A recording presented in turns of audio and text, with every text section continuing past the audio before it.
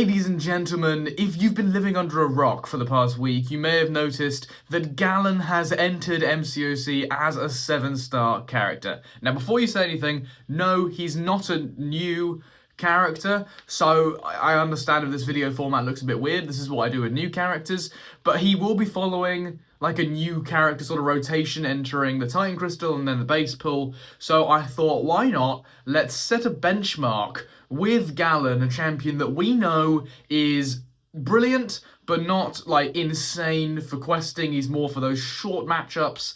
And then I'll make some sort of leaderboard for new 3-stars. So this older champ that we already know something about gives us a bit of a benchmark, bit of a baseline to test new champions against. And I can talk a little bit about Galan as a 7-star character. So the moment I hit play here is the moment we are going to get going. So I do have a couple synergies on the team here. You can see Mr. Fantastic and Thanos. Do I remember what they do?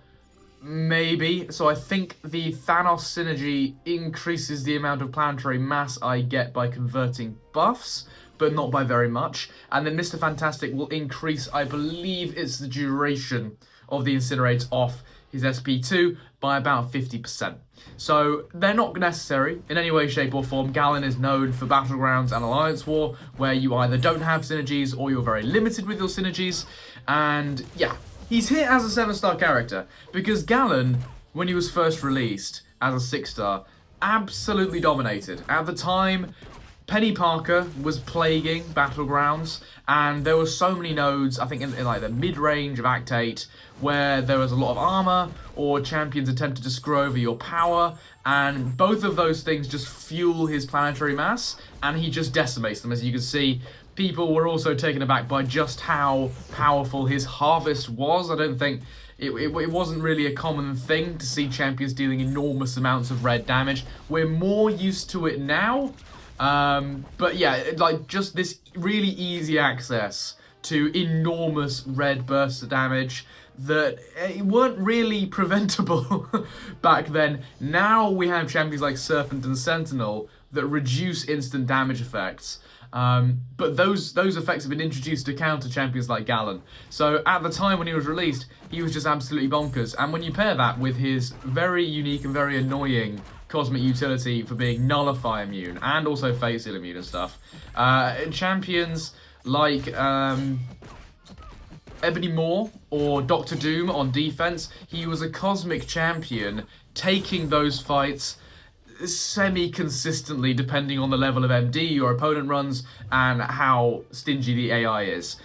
So he was just absolutely ridiculous. But over the years, as I said before, he's known for his short, bursty matchups. As health pools increased and 7-stars were introduced, Galan kind of fell off, and people started preferring him, stopped preferring him over Hulkling, and Hulkling kind of took over as a champion, maybe with a slightly longer-lasting damage loop. And he's back.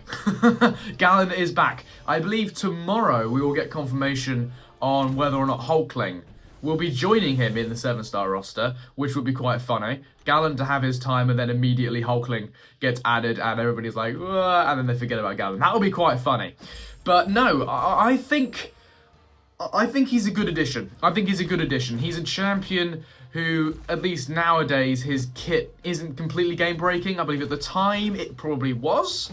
But now, it's certainly nothing that would break the game compared to someone like Serpent or Deathless Thanos. So he's certainly fair as a 7-star as better champions exist, but he's also a good addition because it's going to bring him back. It's going to bring him back as a champion who didn't really fall off in terms of relevance for his utility or his kit, but literally just because of the damage. And when that's the case, Kabam have to look at that and go, okay, time for the 7-star. So, yeah, okay, your 7-star Penny Parkers and your 7-star Iron Men are probably not going to last very long. But even then, I think that, you know, the Cosmic class has developed and the Tech class has developed in such a way that, I think Galan's a good addition. A great addition as a 7-star, as Unstoppable Colossus goes down. Should we talk a little bit about the rotation? I feel like I might as well, because it's tradition, even though everybody knows basically how to play Galan. The rotation I'm showing in this video is coined by Lagsy. It's called the Galaxy rotation. I'm not going to criticize the name. I'm just going to run with it.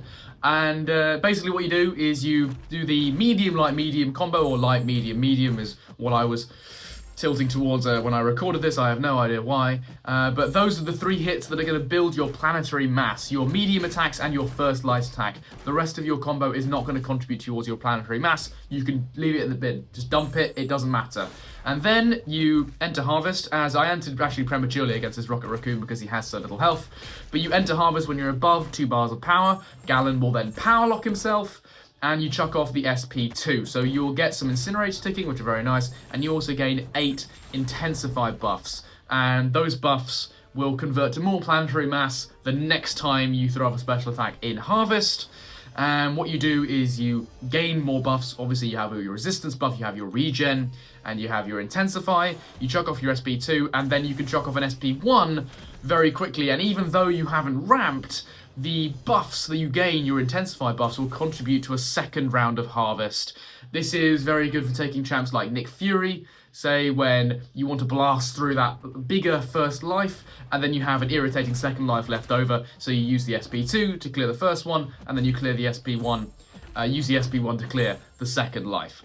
Up next is Ghost Rider. Ghost Rider is Incinerate immune, so I will be showing this full Galaxy rotation. You can see using medium, light, medium against Ghost Rider here, baiting out the SP1 and going back in. And yeah, I think Galan defensively, even as a 7-star, won't pose much of a threat. He certainly was a problem for a time in Battlegrounds, and there'll be scenarios where your opponent is caught out without an option, but now there are so many mystics that can take this guy pretty consistently. At the time, like, again, you know, his nullify immunity made it very annoying, but now we have things like neutralize, and Galan is kind of restrained a little bit on defense. But yeah, I mean, a chunky Galan in a Battlegrounds meta where the defender gains extra buffs, I can see that working. And of course, he's going to have applications in Alliance War, maybe on some nodes for defense, specifically on offense. Galan, or 6-stars in general, in top-tier Alliance War have been left in the bin. And now it's time for him to come back. He's a very safe champion, right? You kind of just punch the opponent, and then you throw the special, and you don't really need to do much. It just does the damage. It's very little stress for the player to play Galan correctly. So yeah, he's a great Alliance War champion. Lagsy always said in his Galan videos that he's never died with Galan, he has no intention of dying with Galan. I believe that is the philosophy for all Alliance War matches, but specifically for Galan, he is very, very versatile, thanks to his kind of anti-mystic utility, which you don't see very often in a Cosmic Champion.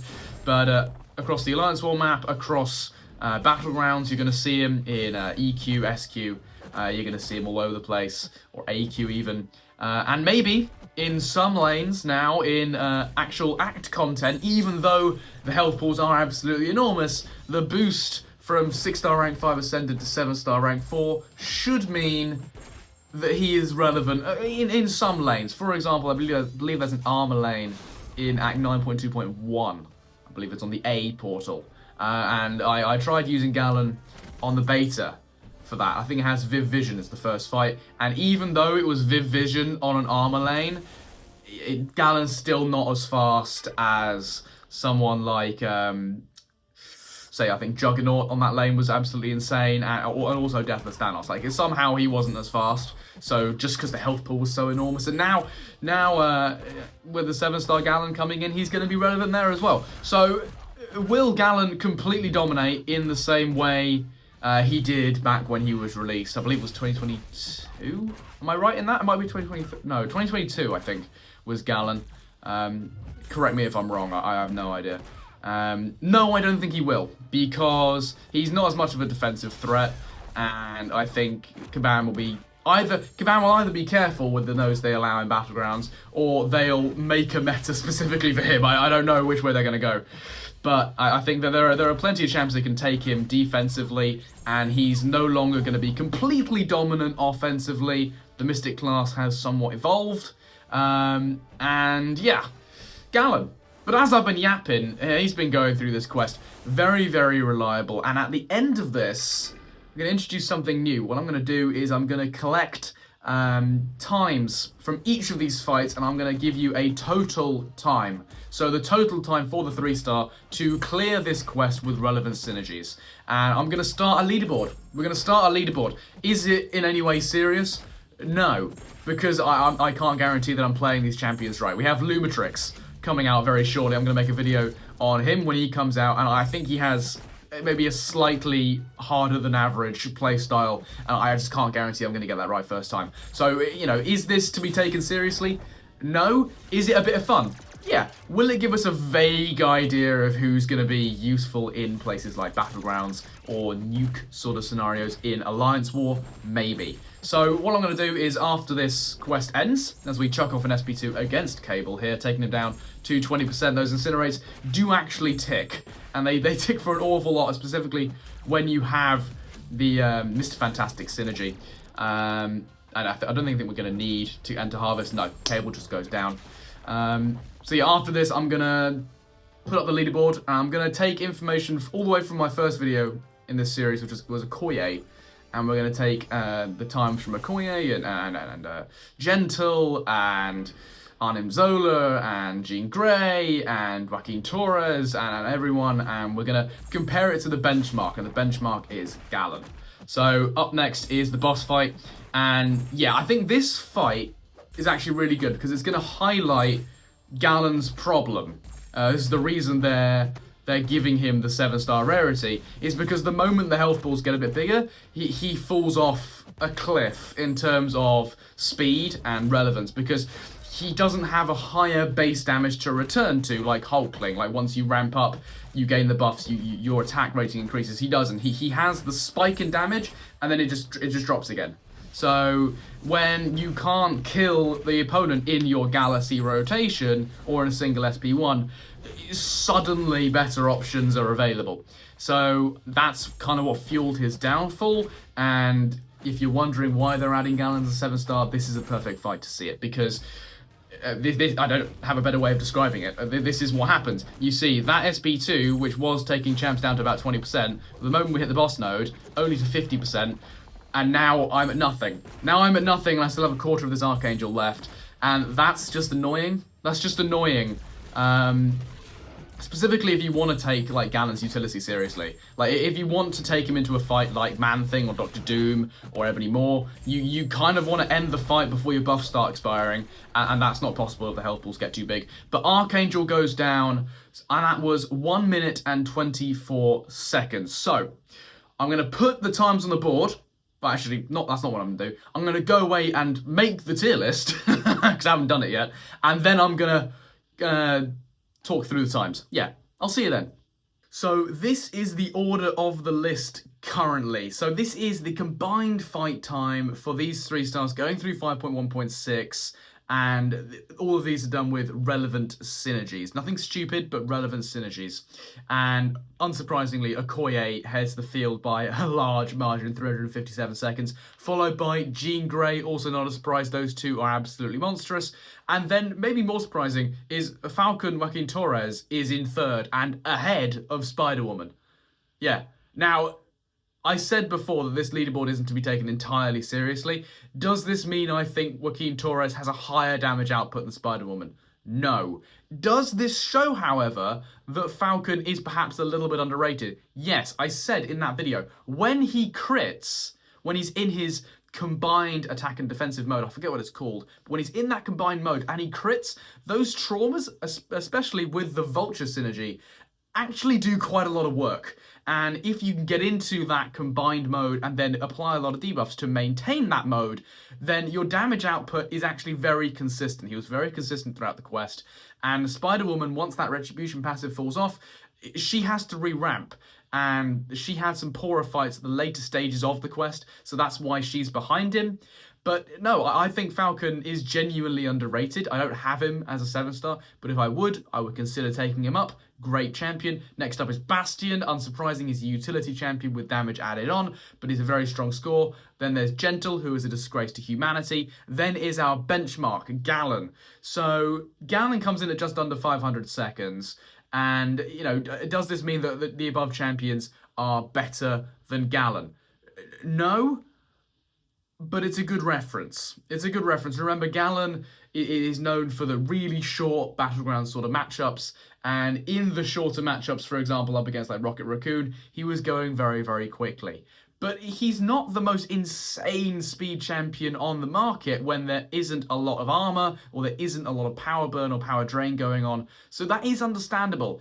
And then rounding off the group is Arnim Zola. I'm tempted to put an asterisk next to that, because I said in my first video, I don't think I got the most out of him. So I made a second video. So I think it is possible to get an awful lot more out of Arnim Zola, and I think I did better at that in my second video on the 4-star version. But for now, he's down in last by over 100 seconds. But yeah, that is the order of the list currently. Let me know where you think Lumitrix is going to fit into that list. But that is just about all I have for you today. So if you have made it this far, then thank you very much for watching, and bye-bye.